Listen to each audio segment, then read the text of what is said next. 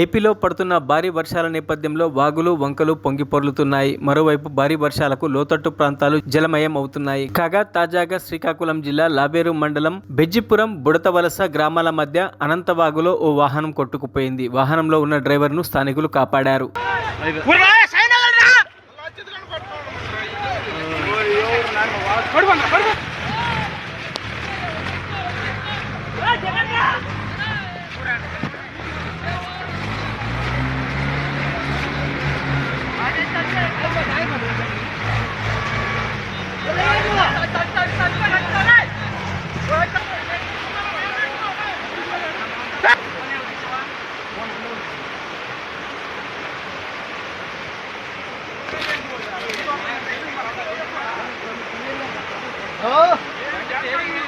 మరిన్ని అప్డేట్స్ కోసం మా ఛానల్ని సబ్స్క్రైబ్ చేయండి.